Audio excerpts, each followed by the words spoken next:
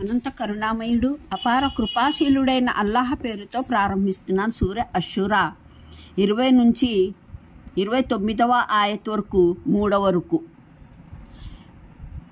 ఎవరైతే పరలోక పంట కోరుకుంటాడో అతని పంటను మేము వృద్ధిపరుస్తాము. మరి ఎవరైతే ప్రపంచ పంటను కోరుకుంటాడో అతనికి ప్రపంచంలో నుంచే ఇచ్చివేస్తాము, కానీ పరలోకంలో అతనికి ఏ భాగము దొరకదు. వీరు దేవునికి సహవర్తులను ఏమైనా ఏర్పరచుకున్నారా? వారు వీరి కొరకు దైవం అనుజ్ఞ ఇవ్వని ధర్మం వంటి విధానం ఏదైనా నిర్ణయించి ఇచ్చారా? తీర్పు విషయం మొదటనే నిర్ణయమై ఉండకపోతే వీరి తగాదా ఎప్పుడో తీర్చివేయబడి ఉండేది. నిస్సందేహంగా ఈ దుర్మార్గుల కొరకు వ్యధాభరితమైన యాతన నిర్ణయమై ఉంది. నీవు గమనిస్తావు, ఈ దుర్మార్గులు ఆ సమయాన తాము చేసిన దాని అంతిమ పరిణామం పట్ల భయపడుతూ ఉండగా అది వారికి మూడి తీరుతుంది.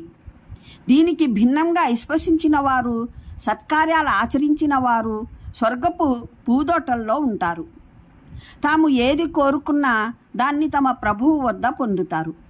ఇదే మహా అనుగ్రహం. ఇది అల్లాహ్ తన దాసులకు నమ్మి సదా ఆచరణ చేసేవారికి ఇచ్చే శుభవార్త. ప్రవక్త, ఈ జనులకు చెప్పివెయ్యి, నేను ఈ పనికి మీ నుండి ఎటువంటి ప్రతిఫలాన్ని కోరడం లేదు, అయితే బంధుత్వ ప్రేమను తప్పక కోరుకుంటున్నాను. ఎవరు మంచిని సమపార్జించుకుంటారో వారికి ఆ మంచితనంలో మేము మేలును వృద్ధిపరుస్తాము. నిస్సందేహంగా అల్లాహ్ ఎంతో మన్నించేవాడు, విలువనిచ్చేవాడు.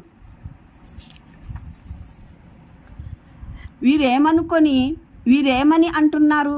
ఈ వ్యక్తి అల్లాహ్ పైన అపనింద మోపుతున్నాడని అంటున్నారా? అల్లాహ్ కోరుకుంటే నీ హృదయాన్ని మూసి ముద్ర వేసేవాడు. ఆయన మిథ్యను సమసిపోయేలా చేస్తాడు.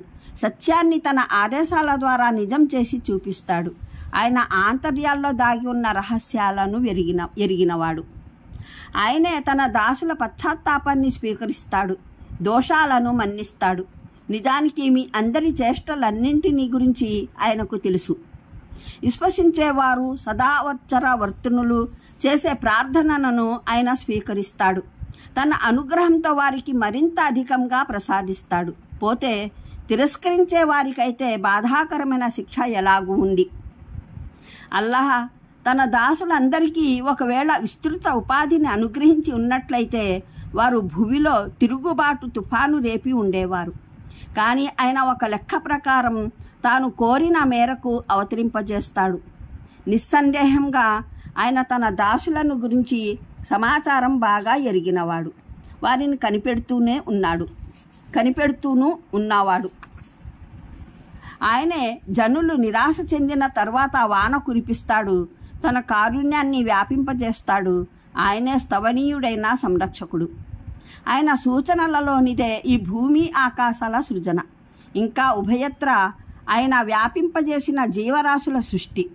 ఆయన వాటిని తాను కోరినప్పుడు ఎప్పుడైనా ఏకత్రం చేయగలడు.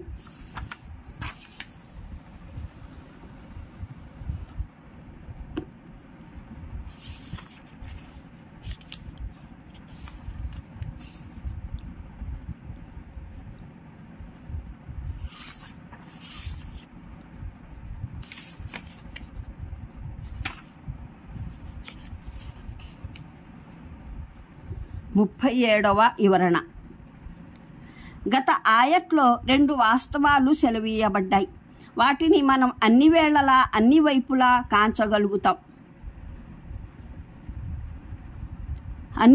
కాంచగలుగుతున్నాము.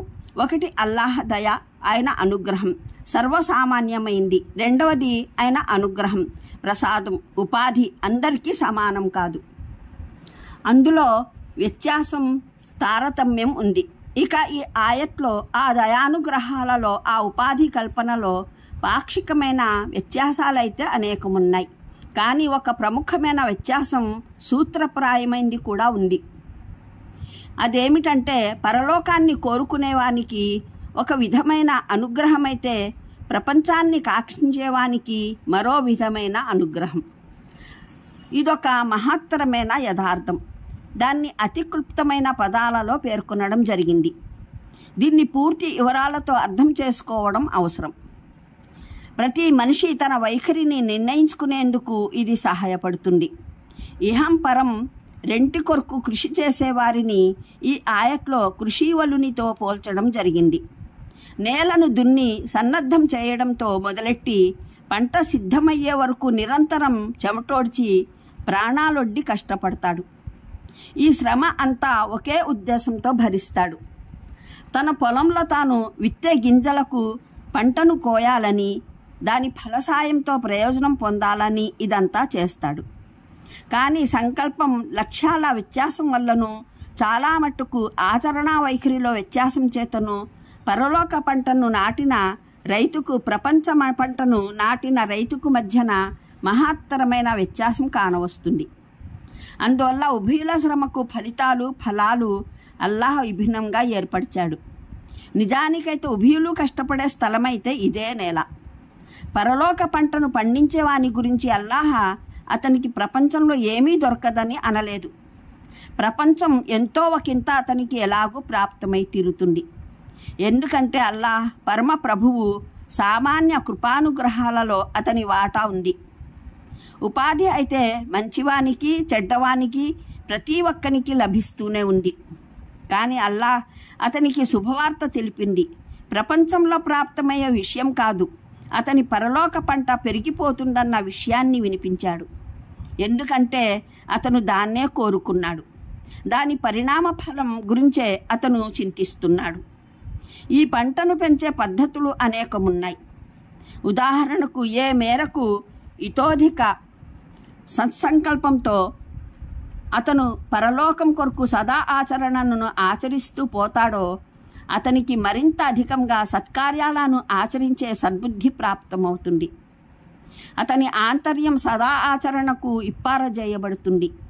పరిశుద్ధమైన లక్ష్యానికి పరిశుద్ధమైన సాధనాలను ప్రయోగించాలని అతను సంకల్పించుకున్నప్పుడు అతనికి పరిశుద్ధమైన మార్గాలలోనే శుభాన్ని, అధిక్యాన్ని ప్రసాదించడం జరుగుతుంది. అతనికి సకల ద్వారాలు మూసుకుని కేవలం చెడు ద్వారాలే తెరుచుకుని ఉండేటటువంటి పరిస్థితి అల్లాహ్ ఎన్నడూ రానివ్వడు. అన్నింటికీ మించి ప్రపంచంలో అతను చేసిన చిన్నపాటి మంచి పని కూడా పరలోకంలో కనీసం 10 వంతులైతే ఎలాగో పెంచివేయబడుతుంది.